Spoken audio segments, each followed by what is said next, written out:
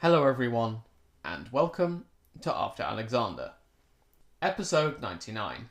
Things Fall Apart.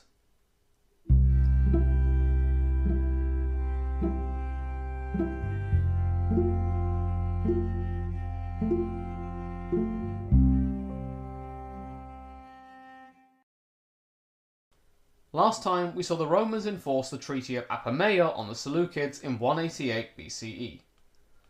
The main provision enforced was that Antiochus III would give up all territory west of the Taurus Mountains, which was not taken by Rome, but instead largely absorbed by Eumenes II of Pergamon and Rhodes. Thousands of talents of silver and a large amount of corn would also be paid. Incidentally, I've seen the figure for the war indemnity listed as either 12,000 or 15,000 talents of silver, but either way, it's a lot of money. Regardless, the Seleucid fleet had also been surrendered, and in future would be kept at a maximum of just 10 warships. In addition, the Seleucids were forbidden to sail further westwards than something called the Sarpedonian Promontory when not moving war payments, envoys, or hostages. The Dictionary of Greek and Roman Geography by Sir William Smith in the 19th century places the Sarpedon Promontory in the region of Cilicia and the Taurus Mountains. The general point is, anything west of Anatolia's border with Asia was off limits to Antiochus III, whether by land or by sea. The Seleucid army was also forbidden from having war elephants anymore, and mercenaries could not be recruited from a territory within the Roman sphere of influence. Hostages were also swapped out, and some individuals Rome had found especially irritating over the last few years were to be given over. If you remember, this would have included the Carthaginian general Hannibal, but he had fled to the court of Prusias of Bithynia. Today, let's move on with the narrative and close out the final years of Antiochus III. In the aftermath of the signing of the peace, the Roman Quintus Fabius Labeo was sent to the harbour of Patara, where Polixenides had abandoned his fleet. There, he set fire to 50 Seleucid ships. Remember, Polixenides had set off for inland Syria with his men when the war began to turn sour. Edwin Bevan says that at this point, the Seleucid Empire became a Syrian kingdom rather than a true empire, but that strikes me as not fully true. After all, the Seleucids still held possessions butting onto India, although the territorial integrity of those possessions will rather come into question today. Regardless of whether they were still a major or now a minor power, the Seleucids had met their match. What Bevan does go on to discuss in his House of Seleucus Volume 2 is that the Seleucids and the Antigonids were now 2 among 6 essentially equal powers, 4 of which were in Anatolia. First of these Anatolian powers is the Kingdom of Pergamon, now greatly expanded under Eumenes II. Next, there is Bithynia, ruled by Prusias I and with a refugee Hannibal in court, although, as we'll see, Hannibal definitely got around over the course of his wanderings. Then we have Pontus, and finally Cappadocia. If we're looking at the whole Anatolian picture, we also get Rhodes with its mainland possessions, the free Greek cities, and the so-called barbarian tribes such as the Galatians being thrown into the mix. Rome set about pacifying Anatolia before transferring the territory to its new masters. In 189 BCE, consul Gnaeus Manlius set out with an army and defeated the Galatians of Pisidians who had given Antiochus III such a strong part of his armies. Now, this all sounds pretty bad and hopeless. However, the loss of Anatolia was not Antiochus's only problem. News of his defeat at Magnesia had spread, and it had damaged the idea of Seleucid supremacy everywhere. We actually get a quote about this from the book of Daniel. Now, by itself, this may sound a bit strange, so let me elaborate. In chapter 10 and 11 of the book of Daniel in the Old Testament, the prophet Daniel receives a vision about the so-called Kingdom of the North and the Kingdom of the South across many generations. It seems to follow the stories of the Seleucids in the north and the Ptolemies in the south pretty well. I'm sure we can do an episode at some point commenting on which bits of this prophecy mean what, based on the knowledge we have so far.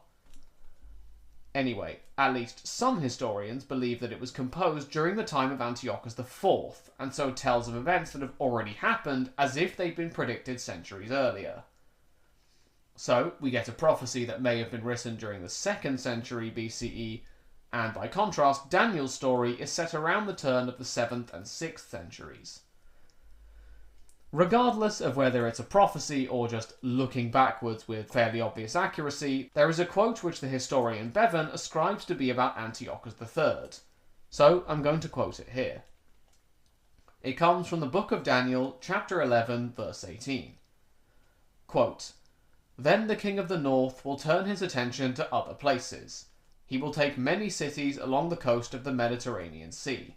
But a commander will put to an end the pride of the king of the north.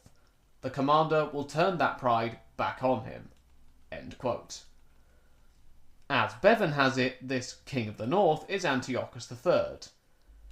I'm assuming this commander referenced in the text is Lucius Scipio, given that from what we've discussed, his brother Scipio Africanus doesn't seem to have been at the Battle of Magnesia. However, given how often we've had the image of Lucius Scipio grinding his teeth burned onto our memories, I can imagine that somehow Africanus takes centre stage even in this book of the Old Testament. I'll now quote Edwin Bevan to show what impact this turning back of pride had. Quote, "The empire which Antiochus had spent his life in reforming instantly dissolved." End quote. Bevan then takes us on a bit of a tour of this dissolving Seleucid empire. In Armenia, 2 commanders called Artaxias and Zariadris had been ruling on behalf of Antiochus. Now, I'll catch you up on a little bit of Armenian history. There had previously, as we've discussed before, been a ruler called Xerxes who had been married to a daughter of Antiochus III, possibly, but he'd been assassinated in 212 BCE. We discussed this assassination back in episode 81. However, at the time, we said that Xerxes was wed not to a daughter of Antiochus III, but to Antiochus, the sister of Antiochus III. Wikipedia goes with the version that has the sister being married to Xerxes, so I'll follow them in that regard. Either way, Xerxes is gone, and there are now 2 different rulers in Armenia. After the Battle of Magnesia, Artaxias and Zariadris shook off the yoke of the Seleucids and declared independence. They allied themselves with the Roman Republic and divided Armenia into 2 kingdoms. These were the realms of Artaxias and Sophene. Artaxias built a capital city called Artaxata in a place supposedly shown to him by Hannibal during his meanderings after fleeing from the Seleucids. Artaxias, or Artaxius I's dynasty, will continue to rule until the days of his great-great-great-grandchildren. Now, Wikipedia seems to believe that Zariadris was the father of Artaxias. As for his dynasty over in Sophene, we know his son ruled, but after that the family tree seems to get a bit shaky. So, broad picture from a Seleucid perspective, Armenia is gone. However, that's not the only bad news. Round about the same time that the Battle of Magnesia was underway, the Arsacid ruler of Parthia died, at least according to Bevan.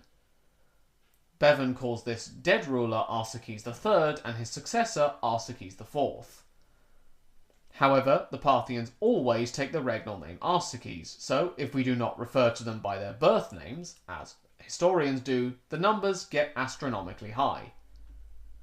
For example, Sir William Smith's Dictionary of Greek and Roman Biography and Mythology ascribes the last Parthian ruler the name of Arsaces XXXI.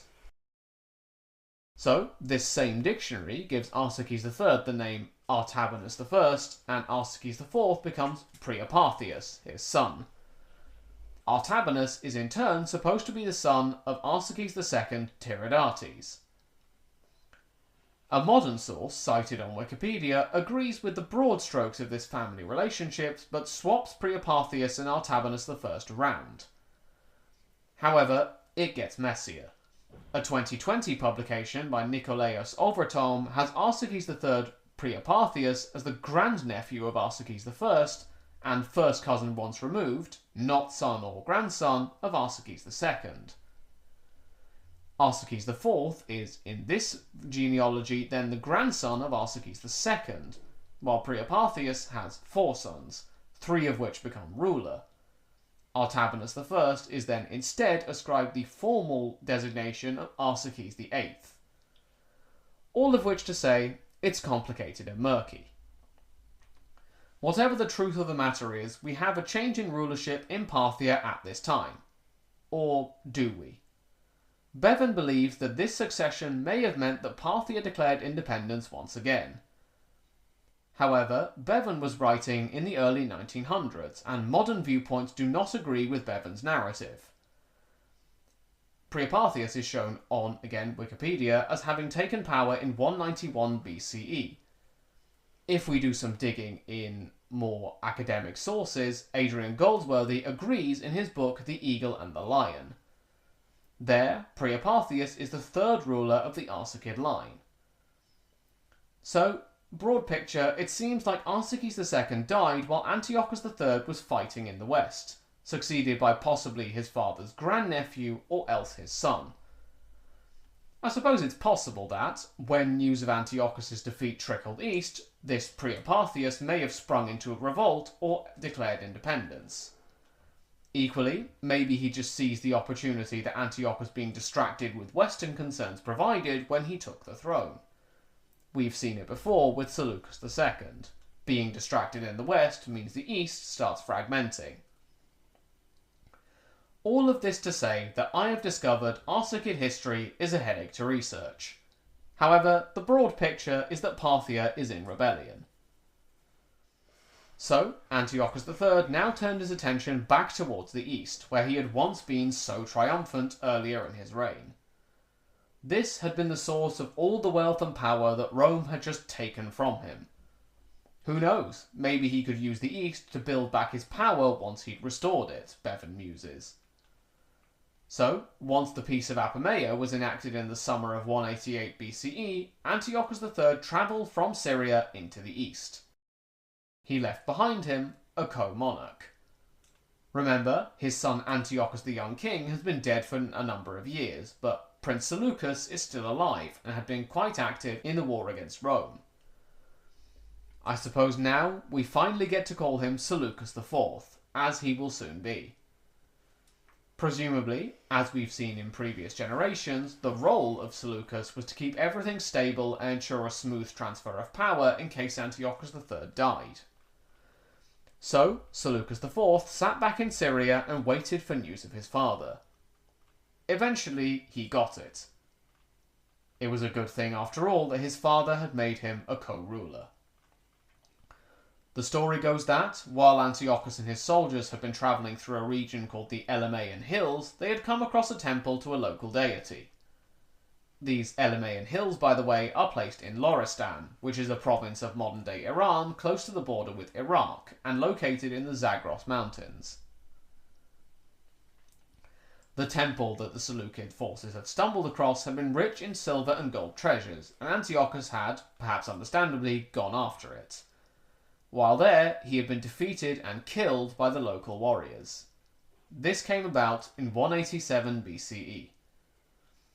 Antiochus III had been about 54 years old when he died losing a temple, and had been ruler of the Seleucid world for 36 jam-packed years.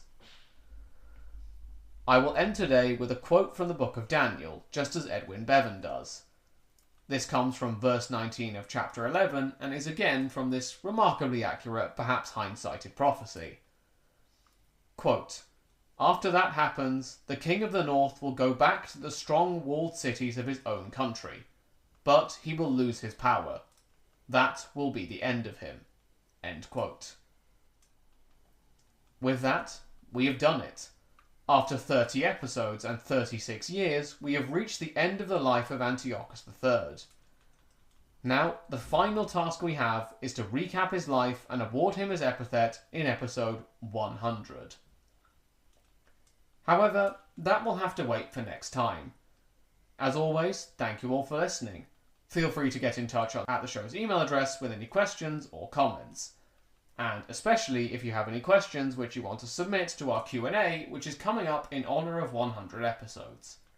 Until next time, Have a great week, everyone.